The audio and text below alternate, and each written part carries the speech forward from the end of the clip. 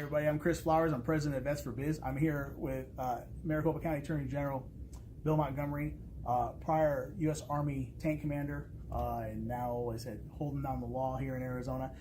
Like I said, I have to shoot these videos vertical for Instagram TV, so I apologize for the.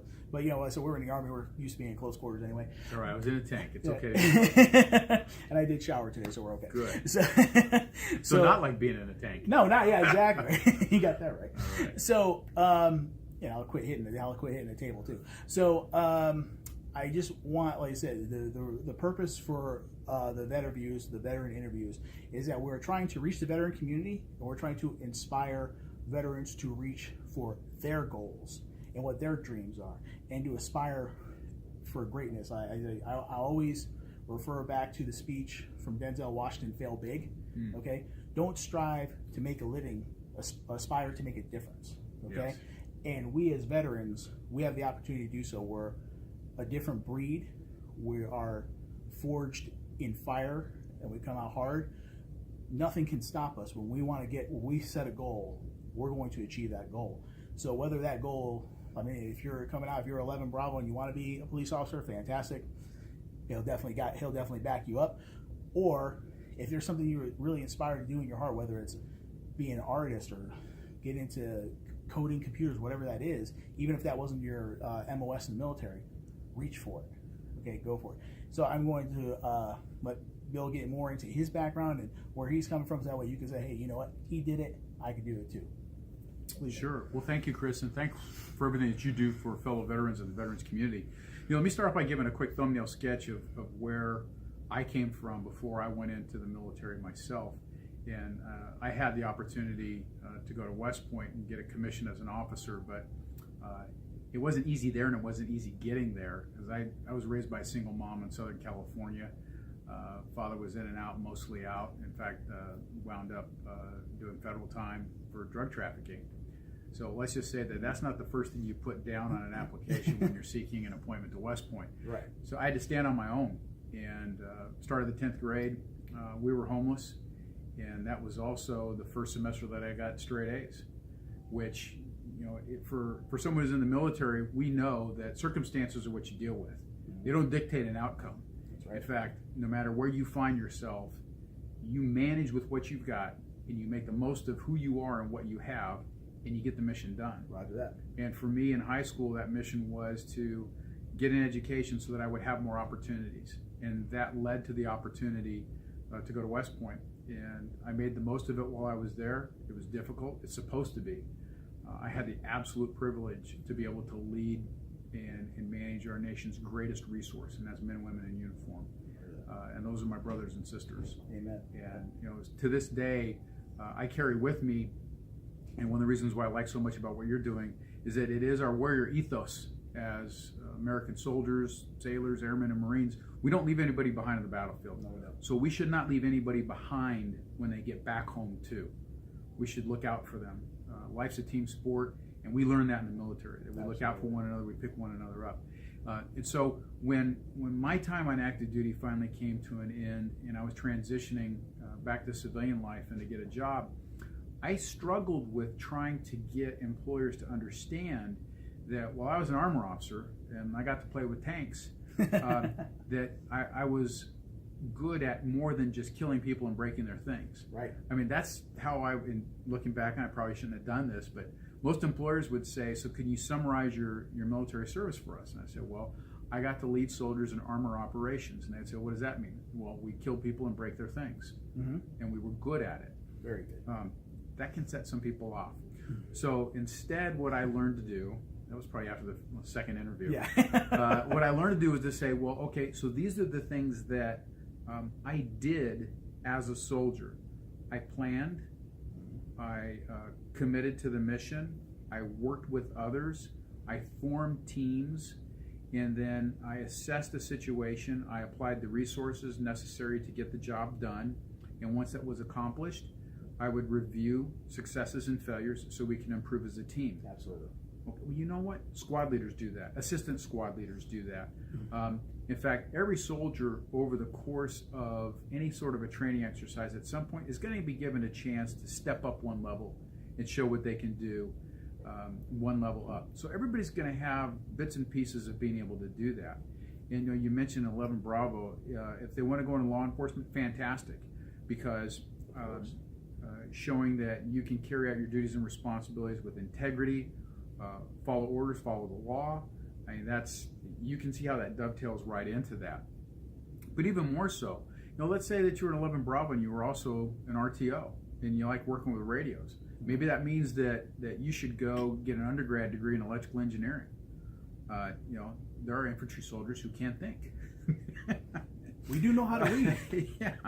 So that's one really quick example. But what I would say too is, as you're leaving active duty and you're thinking about what you might want to do next, the field is wide open for you. Mm-hmm. I mean, you've demonstrated your ability to learn to perform in stressful situations and adapt to circumstances.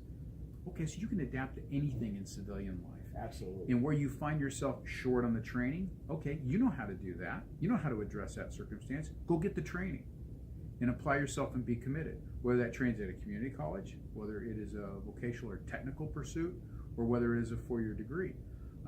The National District Attorneys Association just recently started up a Veterans Committee, and I co-chair that right now. And one of the things we talked about was wanting to have an initiative in place that would encourage former servicemen and women who have a 4-year degree and may have an interest in the law to go to law school. And we want them to also then become prosecutors. The prosecution function is critical to the public maintaining confidence in government. Mm-hmm. And for all of us who wore a uniform, one of the reasons why we wore that uniform is we wanted to inspire confidence. That's right. We wanted the people that we were sworn to protect with our lives to have confidence in the government and the ability for the country to protect them in a much more of a microcosm sort of sense. It's the same thing with the prosecution function. But I also tell you that with law in general, in order for people to have confidence in our systems of civil and criminal justice, having lawyers who practice law with integrity and treat one another with respect and understand that we can fight it out in good competition in an adversarial system of justice, but at the end of the day, we also respect one another's shared mission. Army, Navy. Okay. The same sort of theme can follow through. And in many ways, too, you might think about this as men and women returning from service to civilian life. We're kind of like the yeast in the dough. Mm-hmm. We're only about 1% of the population of this country. But how we conduct ourselves then, and wherever we may find ourselves as an independent business person, a serial entrepreneur, working in a company, or working in a small business, those are all opportunities to reflect the best of what it is to be a service member, and those are also all opportunities to continue to learn and build. In the military, it's also designed around learning your job well and learning the next job up. Mm-hmm. And so, I want to encourage people to continue to do that as well. As an employer, I always look for people who are exercising the initiative and are demonstrating that they want to continue to get positions of increasing responsibility. That's kind of what I looked for when I was an officer. It's kind of what I demonstrated to officers in positions over me too, as I wanted to progress and get bigger and better jobs. And so I guess my point there, Chris, would be that the ethos, the principles that veterans learned while they were on active duty or even in a reserve status too, about what it took to be successful, those very same principles are applicable in civilian life. Absolutely. And in the civilian market. Absolutely. Those don't go away. In fact, those distinguish you as a sought after and highly valued employee. So rather than think that you have to recreate yourself anew, I'd say it's more of trying to translate over exactly what you learned and help employers understand what your skill set is. And if you're having issues doing that, reach out to a fellow veteran. Again, we're all here to help each other out. We're here to pick each other up. That's right. And local VFW, American Legion, our Vets for Biz events. Go to it, make a connection. If you're trying to figure out how to get a small business loan to start up a business, find a fellow veteran who's done it, and they're going to help you, and they will help you. Never when you were on active duty or you were deployed, did you ever go up to a fellow soldier and say, "Hey, I need help," and have someone say, "No"? Didn't happen. No, it did happen. If it did, there would be somebody right behind that guy's back, smacking him upside the head and saying, "No, you help out." That's So, right. I'm not encouraging assault. I'm just saying. just saying. No. But we know what happened. Okay, so like I said, I think that's really fantastic information. I also want to inspire, the veteran community as well. Again, it's, well, we know, like I said, we're enlisted. Like I said, it's our job as NCOs to teach those below us to take over our job, because either if we get taken out or we get promoted up, somebody's gonna have to take over that rank as well. So when you're out there and you're gaining your ground, you're being successful. Each one teach one. Okay, Mm-hmm. so also, if you're making it, and you're being successful out there, inspire someone else as well. So, and then what other words of advice would you give somebody that's maybe transitioning out? Because like I said, you said you had some kind of troubles fitting in. So what maybe like I said, just kind of finding that space. I would say that first you get an initial employment opportunity. I would say take it. It doesn't have to be the last one. I had 2 jobs within 3 years after I got out of the Army. I thought the first one was a really good fit, and it was for a while. But don't be afraid of change, which as often as you deploy or you get transferred to your next post, you shouldn't be afraid of change. But don't be afraid of stepping out and taking on that first challenge. Yeah. And if it doesn't work out, that's okay. That's where then you may want to take a closer look at increasing your education level or finding other opportunities to do things. And then get integrated into the community. Find other veterans. Join a VFW. Join the American Legion.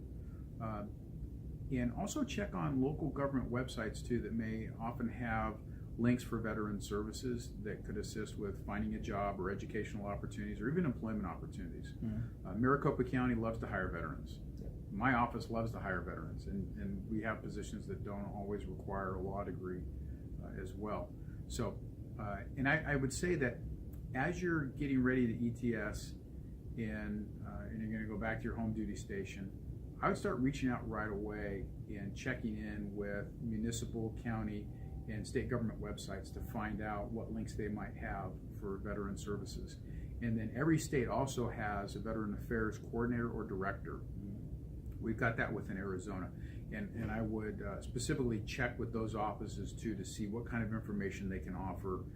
That way you can develop your plan as you're leaving the military when you're coming back home, and figure out what do you want to do right away. Have an initial, maybe have an initial 30-day goal of just hitting the ground, enjoying things, reintegrate, figure out where stuff is at.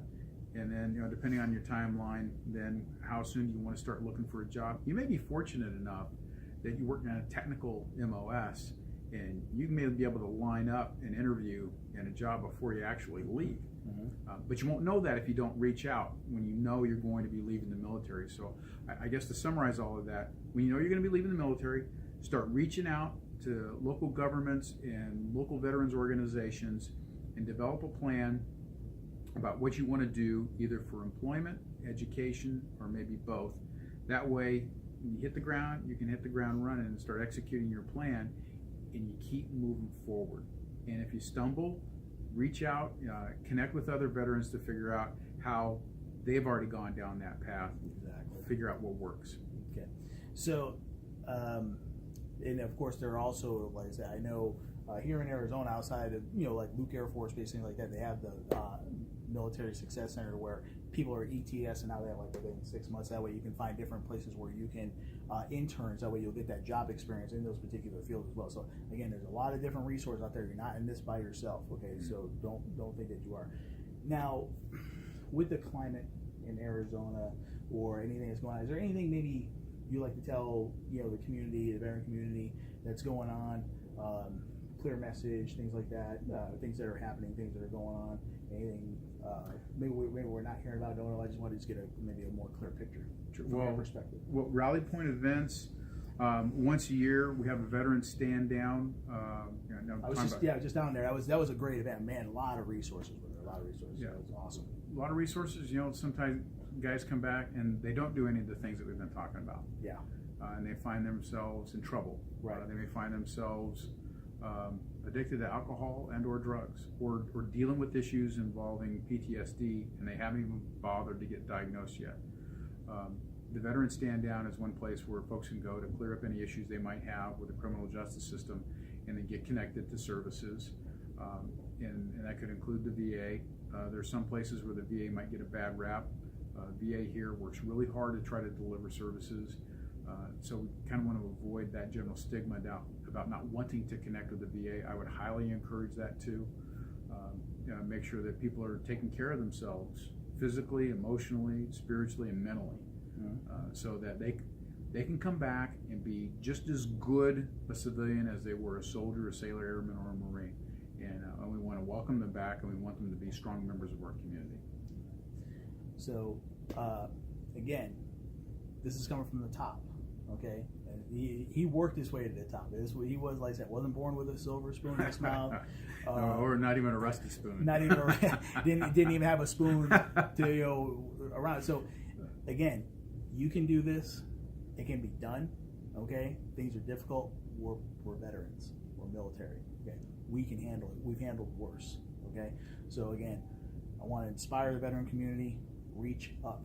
Reach for your goal, okay? You've done your mission. You've done your job. Now it's time for you to aspire to make a difference. Thank you so much for your time. Thank you, really Chris. Appreciate it. This is Chris Flowers, Vets for Biz, doing Vet-erview with Bill Montgomery.